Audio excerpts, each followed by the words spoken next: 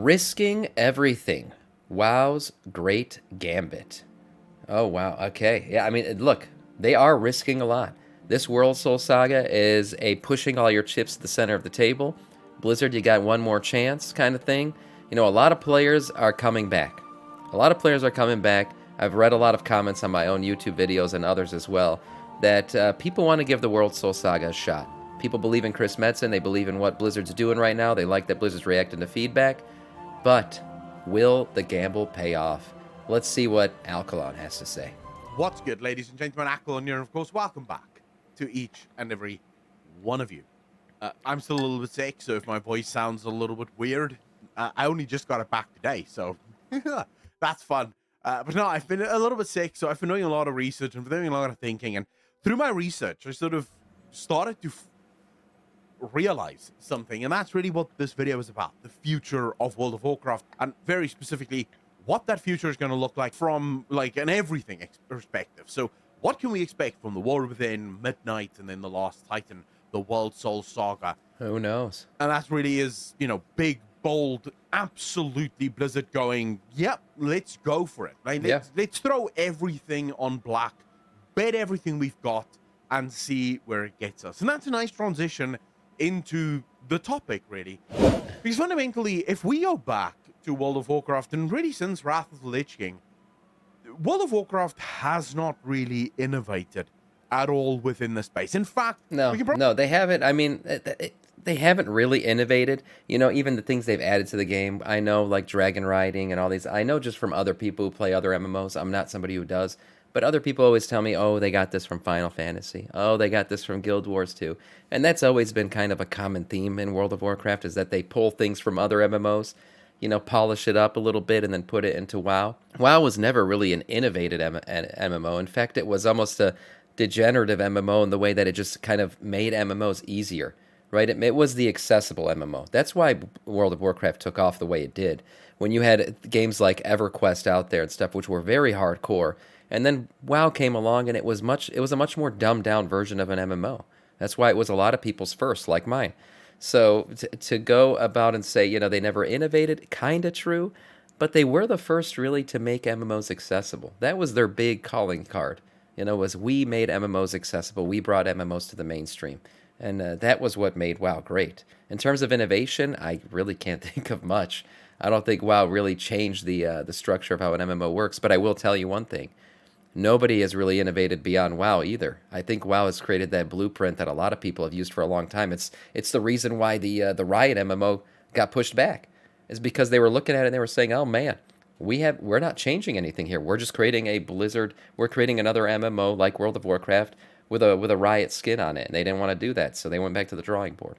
Sometimes innovation, just for the sake of it, is not a good thing. But I think with the War Within and everything else, they're going to try some new things for sure.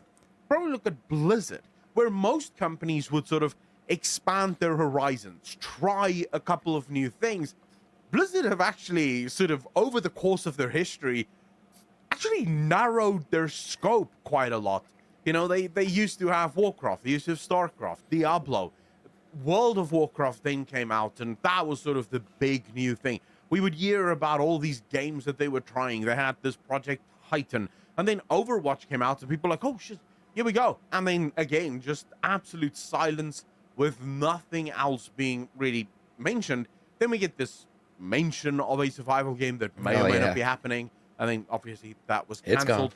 But really, if you look at it, a company that 20 years ago had something like 3 IPs with Warcraft, StarCraft, and Diablo, still kind of just had 3 IPs because StarCraft went away. So it was the Warcraft IP, the Diablo IP, and the Overwatch IP. You know, this is a common this is a common problem, I feel like, in 2 industries specifically: the gaming industry and the movie industry, where there hasn't been change really. You know how the movie industry, you're just getting like Toy Story 16, you're getting like Men in Black 4, you just keep getting sequels upon already built IPs. No one's out there really creating new IPs. Nobody's really willing to take a risk. It's a problem. And it happens in the gaming industry too, where like we're not getting really new IPs out there. We're just getting fresh skins, updated graphics on old IPs, remastered versions of old games. Like those are the safe bets.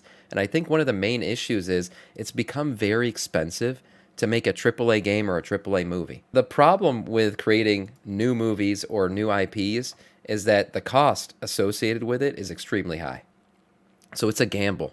And I think a lot of these companies are just saying, you know what, we're not going to take the gamble. We're going to go the safe route here. And even if this movie sucks, at least we're kind of piggybacking off of previous success. So a lot of people will show up. They'll still pay to see it the first time or play it the first time. And then beyond that, we'll see how it tracks. But it's a problem. It's a problem for the movies industry. It's a problem for the gaming industry. And it feels like it's a bubble that's going to burst at some point.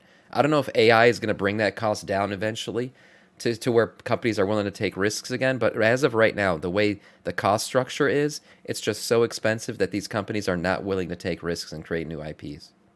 Which is great.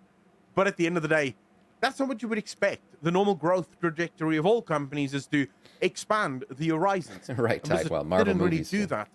Within World of Warcraft, of course, that becomes like even more noticeable. From Wrath of the Lich King onwards, there is almost no change in the MMO mantra that Blizzard built, right? Yeah. This incredible blueprint that Blizzard had for how to make an MMO changed very little. Yes, here and there, Mist of Pandaria, for example, is a great expansion where Blizzard tried something brand new, and this was considered to be underrated expansion too.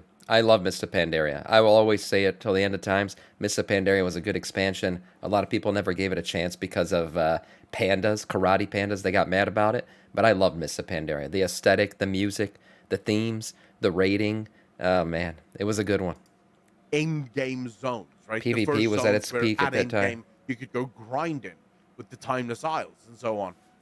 But then that became the new blueprint, right? That became part of the blueprint, and then every expansion after that would just have one of these zones, or maybe two of these zones, and the zones would basically look like the other. So really a company that was playing it very safe. Didn't want to take risks, because at the end of the day, risks are risky. That's why we call them risks. Yeah, that's true. That's very true. You say someone should tell them fortune favors the bold, Aodin. That's true.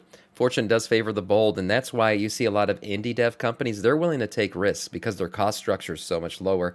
And that's why we've seen, I feel like, the rise of indie dev companies having high levels of success is because they'll take the risks, right?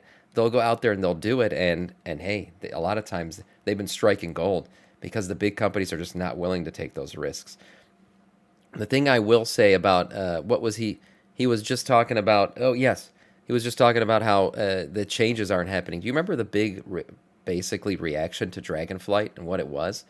Dragonflight's reaction was, oh my god, we're getting more of the same stuff. Everyone was kind of excited for what's going to happen. Dragon riding was exciting, but if you remember, everyone's reaction was, oh, more raids, more Mythic Plus seasons, okay, we're just getting another flavor of the same stuff we've been getting. And I felt like that was a lot of the kind of the down, the disappointment with Dragonflight's announcement was that we were just getting more of the same.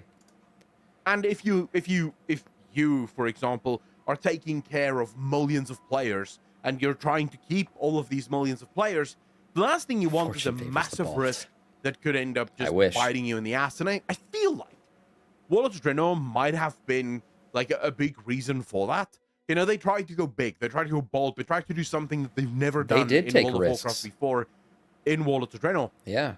And that really backfired badly. Garrisons. And it's almost as if right after that, Blizzard was, oh, no. Garrisons, shipyards, the mission tables. Was mission tables first introduced in WoD? Might have been. Yeah, they did introduce a lot of crazy systems in WoD, and it was a problem. Other risks maybe that have gone awry, Azerite armor, ooh. I mean, it's going to happen. You're going to take L's with the risks, right? That's a normal thing. It's freaking the same shit happens with investing.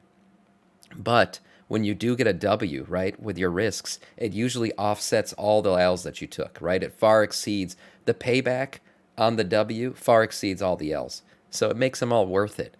With WoD, there were multiple L's, that's for sure. Let's not do that again. Let's just go back to what we know. Now, of course, many of you will point out, but actually, what about Legion? Legion had these artifact weapons.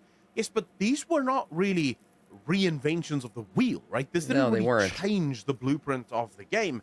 Instead of acquiring very powerful weapons every patch, you now just had like a very powerful weapon for the whole of the expansion. Yeah. And it was a And cool it was a temporary system. It came out as a temporary system. So it was never really a risk. It was just going to come and go.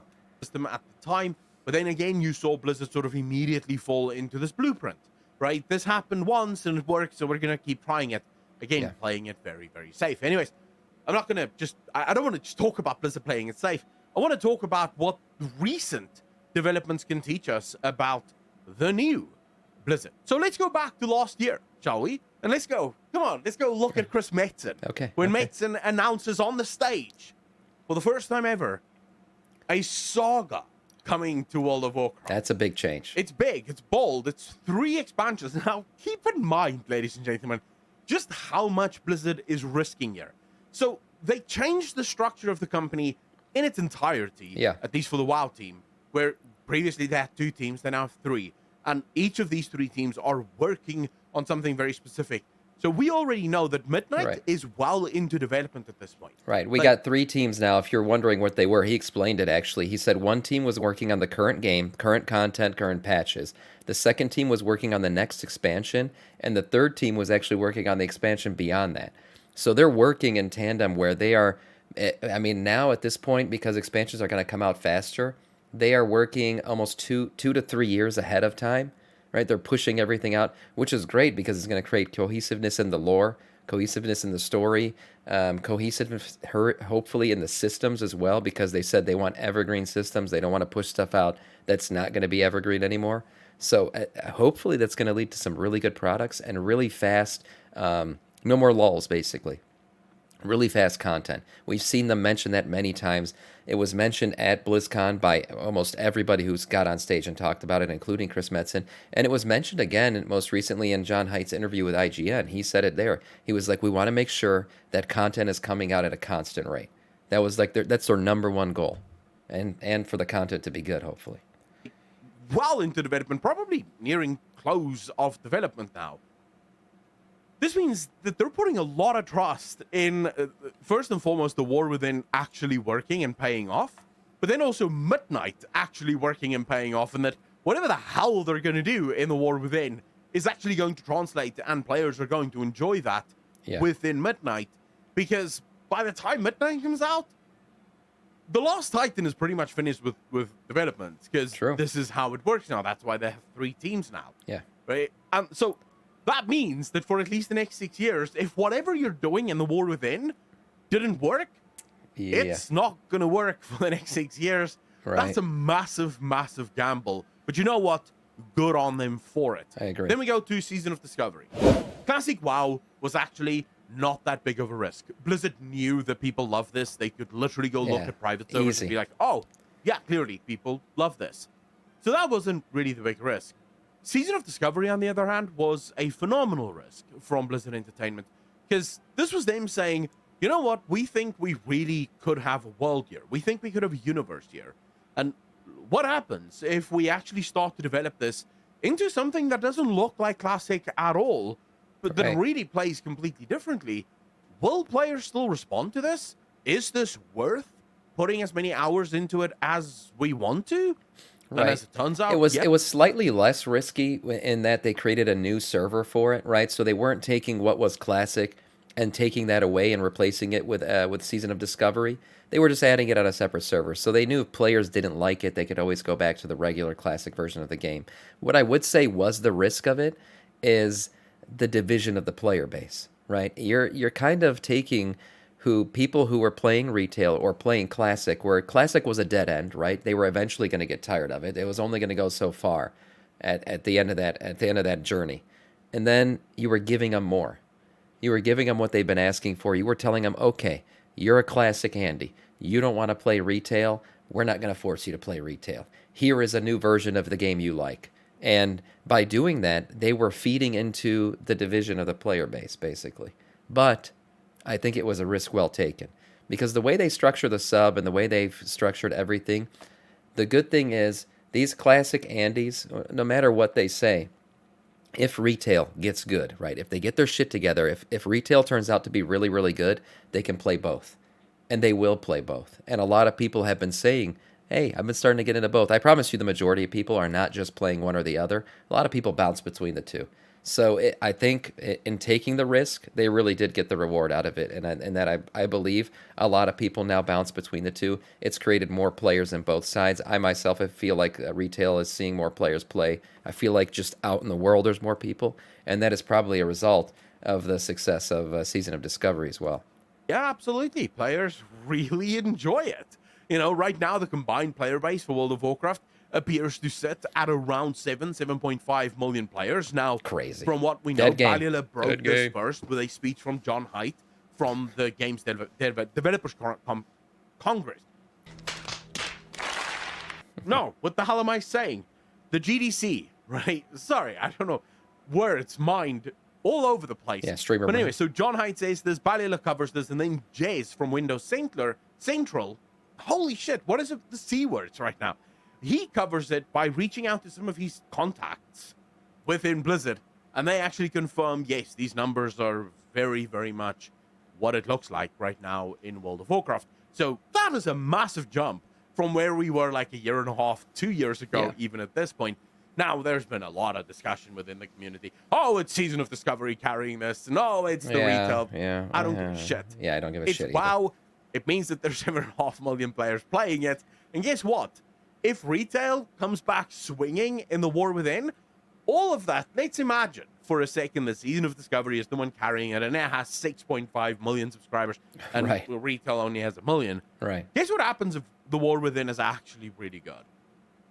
How many of those people will absolutely try retail? Yeah. A lot, right? Because people gamers He's just saying exactly what I just said. As much as a retail Andy wants to plant his feet in the ground and say, I don't play that shitty retail game.